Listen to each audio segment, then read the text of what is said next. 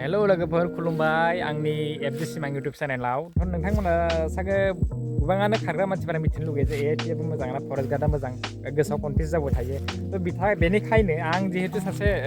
फरेस्टआवनो खामानि मावो हिसाबै आं नोंथांमोना फोरमायनो सानदों नोंथांमोननि थाखाय अबेया मोजां जागोन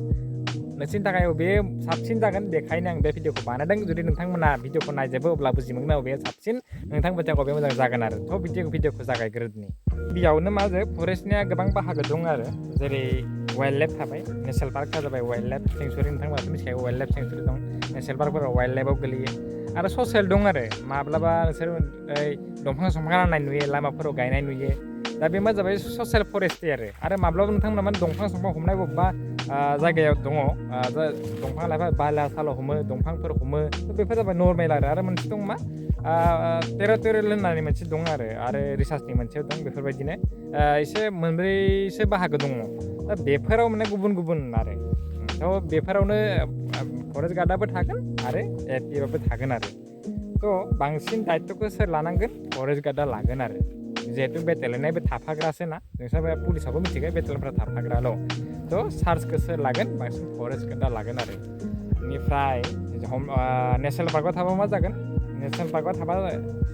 मोनसे केम्प होगोन जेरै आंनि उनाव मोनसे दं केम्प बे केम्प थ' बेयाव मा जागोन फरेस्ट गार्डखौ चार्ज होगोन इनचार्ज होगोन थ' बेहा दा मोनसे एरिया थागोन गावनि दा बे एरियाखौ मोनसे नायनांगोन दा एरियाखौ सोर फरेस्ट गार्ड दायित्व होगोन नैबे मोनसे केम्पनि थ' बेफोर एएफपिफोरखौ लानानै साथाम साब्रै लोगो होफागोन दा गावनि मोनसे एरियाखौ नायनांगौ आरो थ' बेवहाय मोनसे केम्प थालायबाय थ' 3 किल'मिटार 4 किल'मिटार मोनसे गोजानाव मोनसे केम्प थालायगोन दा बेवहाय सासे फरेस्ट गार्डखौ इनचार्ज लायगोन दा बेजोंबो एएफपि साथामसो होगोन बा एरियाखौ नायनांगौ आरो वाइल्ड लाइफआवब्ला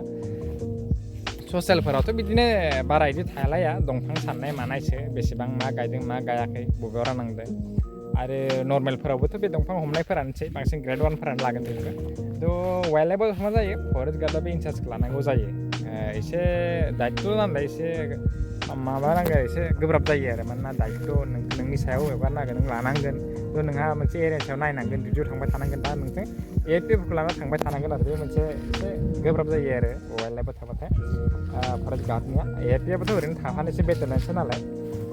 ओमफ्राय बिसोर थाफायोल' फरेस्ट गार्डआव थांफानांगौ ओमफ्राय डिउटिखौ होबाय थानांगोन आरो गावनि मोनसे एरियायाव वाइल्ड लाइफनि बेलायाव ससियेलावथ' बे दंफां साननायफोरानोसै आरो नर्मेलावथ' बे दंफां माबा मोननाय दा एएफपिफोरा थाफायोल' आरो लोगोआव ओमफ्राय दायित्वखौ सोलायो फरेस्ट गार्डआ लागोन आरो ओमफ्राय सेकेन्डआव जाहैबाय सेलारिनि खोथाया जाहैबाय फरेस्ट गार्डनिया वाइल्ड लाइफआव थाबाथाय पुलिसफोरजों समान जागोन फरेस्ट गार्डनिया दरमाहा खम दै एएफपिएफनि साय जुदिअबा इनचार्जखौ फरेस्ट गार्डआ लायो खिन्थु सेलारिया मा जायो एएफपिएफआ बारासिन जायो 1000सेसो वाइल्ड लाइफनि साय ओमफ्राय फरेस्ट गार्डनिया सेलारिया गुबुन गुबुन जायो वाइल्ड लाइफआव थाबा बेलेग जालायगोन वाइल्ड लाइफआव थाबा पुलिसफोरजों समान मोनगोन आरो ससियेलाव थाबा 3000 4000 खम मोनलायगोन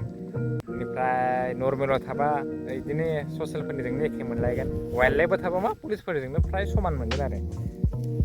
फार्स्ट दरमाहा जिहेतु 28-29 जायो बेबायदिनो मोनगोन आरो फरेस्ट गार्डआ नाथाय मा जागोन बेटेलियना हेडक्वार्टारनिफ्राय जायो दासिम फरेस्टआव मोनथाम बेटेलियन दं आरो फार्स्ट सेकेन्ड थार्ड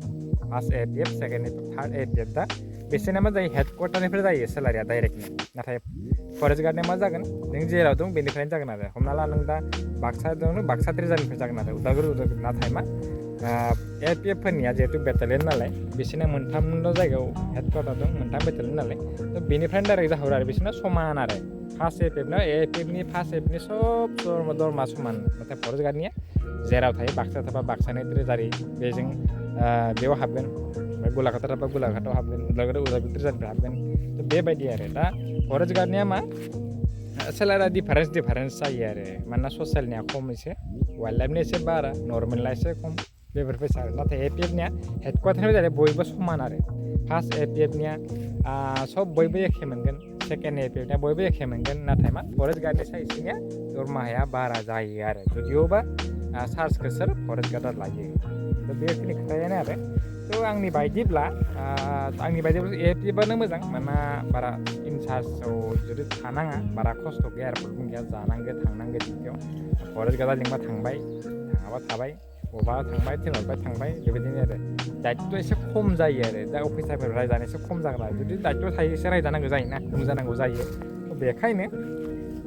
मोनसे खोथाया आरोबाव हाथियारनि खोथा थाहैबाय फरेस्ट बेयाननाथ' इसोर हाथियार लाखानांगोन मानोना इसोर बेटालियन एफपिएफआ बिसोरना हाथियार थागोन आरो डिसिप्लिनाव थानांगोन एसे मानोना बिसोर बेटालियन नालाय हाथियार थागोन एसेब्लाबो डिसिप्लिन एसे मसनाव थानो हागोन आरो जुदि नोंथांमोना एसे मसनाव थानो गोसो हाथियार साथियार लानानै गोमनो नोंथांमोना एफपिएफखौ सेलेक्ट खालामना सेलारियाबो एसे बारा जायो फरेस्ट गार्डआव थाब्लाथ' नों आरो बांसिन हाग्रायावनो बांसिन थायो बिसोरो एफपिएफफोरा बांसिन लामायावबो थायो फरेस्ट गार्डफोरा पुरा भितरावनो थागोन आरो हाग्रायाव थागोन जुदि वाइल्ड लाइफबो थायो बारा देलायनो हानाय नङा आरो हाग्रा रावबो नुवा ओमफ्राय होमबाबो बेसेबां नों सुनो आरो ना हाग्रा बारियाव सुबाय थागोन दा बेखायनो जानला मेनला गानना थाबाबो बिदि बाराहै माबा गैया आरो हाग्रा गेजेरावनो बेसेबां ड्रेस सालायनो बांसिन वाइल्ड लाइफआव थाबाथाय आरो ससाइटिफोराव थाबाथाय एसे देलायो होमबाबो इमान डिसिप्लिनाव थाया आरो फरेस्ट गार्डफोरा दासो एसे डिसिप्लिन जाहांदो मानोना ट्रेनिङा फार्स्ट टाइम 2023आव पुलिसनिफ्राय ट्रेनिं मोनदों आरो फरेस्ट गार्डफोरा एफपिएफआ 14 मान्थ्स नामा बेबो जादों पुलिसाव पुलिस जि ट्रेनिं जायो एफपिएफआ बेनो ट्रेनिं जायो आरो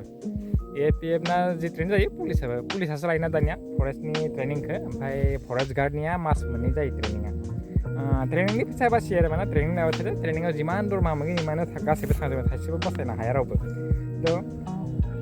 ट्रेनिं बुरजा जाबाथाय एसे लस जायो आरो ट्रेनिङावनो थांजोबो नालाय जिखिनि थांजोबखायोना फरेस्ट गार्डनिया मास मोननैल'मोन